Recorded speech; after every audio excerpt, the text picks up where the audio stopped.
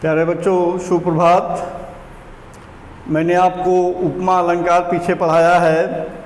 उपमा अलंकार तीन भेद हैं: पूर्णोपमा अलंकार, लुप्तोपमा अलंकार और मालोपमा अलंकार। मालोपमा अलंकार तीन भेद हैं, तीनों को मैंने पढ़ा दिया है। लेकिन उपमा अलंकार के कुछ और भी भेद होते हैं, आप लोग जान लो, हो सकता है काम दे दे कभी। तो अगला भेद इसका है उपमेयोपमा। उपमेयोपमा। उपमेयोपमा यहाँ ये कहाँ पर होता है? तो जब जहाँ काव्य में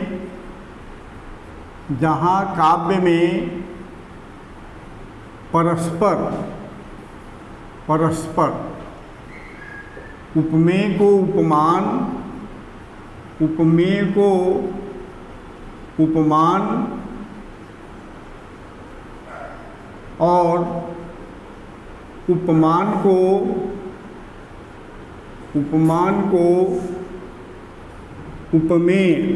को उपमेय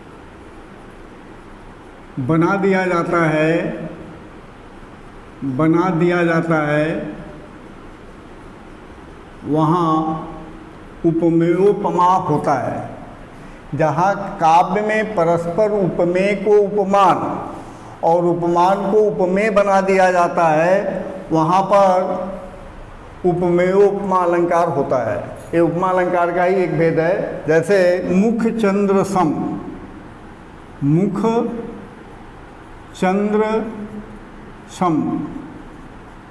अब यहाँ पर देखिए, मुख उपमेय है और चंद्र उपमान है। तो मुख को उपमेय को उपमान बना दिया गया, मुख चंद्र सम।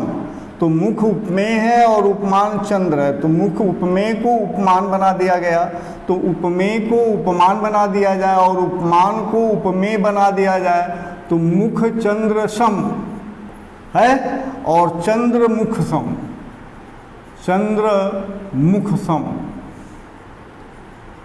है, चंद्र मुख सम। अब यहाँ पर चंद्र उपमान है और मुख उपमेय है, तो उपमान को उपमेय बना दिया गया। तो जब क्रमशः उपमेय को या परस्पर उपमेय को उपमान और उपमान को उपमेय बना दिया जाता है, वहाँ पर उपमेय उपमा अलंकार होता है। ठीक है, ये भी उपमा का एक भेद है। तू पद पंकज सम, दूसरा एग्जाम्पल इसका है, तू पद पंकज सम। तू पद पंकज सम, पद उपमेय है और पंकज उपमान है, तो उपमेय को उपमान बना दिया गया। तू पद पंकज सम है, तू पद पंकज सम। उपमेय क्या है? पद है, और उपमान क्या है? पंकज है। तो यहाँ पर पद को उपमेय को उपमान बना दिया गया और आगे चलकर इसी को पंकज तू पद सम, पंकज तू पद सम। अब पंकज उपमान है, उपमान को उपमेय बना दिया गया। उपमान पंकज तू पद सम, पंकज माने कमल, तुम्हारे पैर के समान है। तो यहाँ पर उपमान को उपमेय बना दिया गया, यहाँ पर उपमेय को उपमान बना दिया गया। तो जब उपमेय को उपमान और उपमान को उपमेय बना दिया जाता है क्रमशः, तो वहाँ पर उपमेय उपमा अलंकार होता है। ठीक है, तो एक भेद ये था। एक भेद और है ललितोपमा। ललितोपमा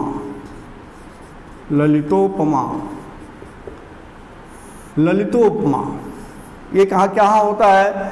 तो जहाँ पर काव्य में अमर्ष विमर्श,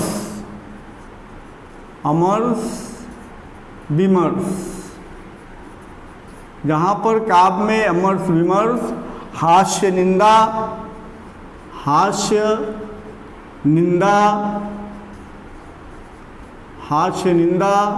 और सौंदर्य आदि में मित्रवत या शत्रुवत, मित्रवत या शत्रुवत शत्रुवत, होड़, होड़ यानी शर्त लगा हो, होड़ हो। तो जहाँ पर काव्य में अमर्ष विमर्श हार्ष निंदा और सौंदर्य आदि में मित्रवत या शत्रुवत होड़ हो, ठीक है, वहाँ पर लीलादिक पद होता है और उसी जगह पर ललितोपमा अलंकार होता है। होड़ शर्त हो, वहाँ ललितोपमा अलंकार होता है, ललितोपमा अलंकार होता है। तो ये इसी को हम ललितोपमा कहेंगे। तो ये बात क्लियर कर लीजिए, जहाँ पर अमर्ष और विमर्श, हास्य और निंदा, सौंदर्य आदि में मित्रवत या शत्रुवत होड़ हो, यानी दो व्यक्तियों का तुलना हो, है ना, वहाँ पर ललितोपमा अलंकार होता है। जैसे एग्जाम्पल, उत श्याम घटा, उत श्याम घटा, उत श्याम घटा, वहाँ पर श्याम घटा है, श्याम माने काला, घटा काली घटाएं हैं। और इतः हैं अलकय, इतः हैं अलकय, अलकय माने बालों का समूह। तो घटाएं काली हैं और अलकें भी काली हैं। उतः श्याम घटा, इतः हैं अलकय। तो एक तो अलकें की तुलना श्याम घटा से हुआ, दोनों में होड़ है कि आकाश में श्याम घटा है और यहाँ नायिका के पास अलकें हैं, अलकें भी काली घटा के रूप में है। बंक पाति उतय, बंक पाति उतय, बंक पाति उतय, वहाँ बंक पाति, बंक माने बगुला, बगुला सफेद होता है। तो यहाँ क्या है, इत मोती लरी, इत मोती लरी, मोती लरी, वहाँ क्या है, तो बंक पाती उतय, वहाँ पर बंक पाती बगुलों का पंक्ति है। तो इतः मोती लरी, तो इतः इत मोती लरी, तो यहाँ पर मोतियों की लरी है, यानी दोनों सफ़ेद है, दोनों का तुलनात्मक अध्ययन है। क्या बोलते हैं, यहाँ पर होड़ है कि उधर आकाश में काली घटा है, इतः है अलकय, बंक पाती उतय, वहाँ पर बगुले की पांति है, पंक्ति है, तीते मोती लरी, है ना। उत दामिनी, उत दामिनी, दामिनी माने बिजली, वहाँ पर बिजली की चमक है। तो यहाँ क्या है, उत दामिनी, दंत चमंकयितय, दंत चमंकयितय, चमंकयितय। तो यहाँ पर दांतों की चमक है, अर्थात एक तरफ बिजली चमक रही है तो दूसरे तरफ दंत चमंकयितय, इतय, इतय माने यहाँ दांतों की चमक है। तो तुलनात्मक अध्ययन हो रहा है। उत चाप, उत चाप, चाप माने धनुष, वहाँ पर इंद्रधनुष है आकाश में। तो यहाँ क्या है, इत भ्रूबंक धरी, इत भ्रू बंक धरी, बंक माने टेढ़ी। अगर वहाँ पर आकाश में चाप है तो इतः भ्रूबंक धरी, भ्रूबंक माने भौहों की टेढ़ापन है। चाप भी टेढ़ा होता है और भौं भी टेढ़ी होती है। तो दोनों की तुलना की, एक तरफ उपमेय है, एक तरफ उपमान है, तो दोनों की तुलना हो रहा है, परस्पर होड़ लगा हुआ है, दोनों में कोई किसी से कम नहीं जा रहा है। उत चातक तो, उत चातक तो, प्यू प्यू, प्यू प्यू, प्यू प्यू रहे, वहाँ पर चातक बार बार प्यू प्यू कर रहा है। अब विषरय ने प्यू, विषरय, विषरय न प्यू, विषरय न इतय प्यू, एक घड़ी, एक घड़ी। अब देखें यहाँ, उत चातक तो प्यू प्यू रहे, वहाँ पर चातक पक्षी बार बार प्यू प्यू कर रहा है। और इतय न चितय, इतय विसरय न इतय प्यू, एक घड़ी। यहाँ नायिका एक घड़ी भी अपने प्यू को नहीं भूल पाती, अर्थात दोनों की स्थिति समान चल रही, दोनों में होड़ है, है ना।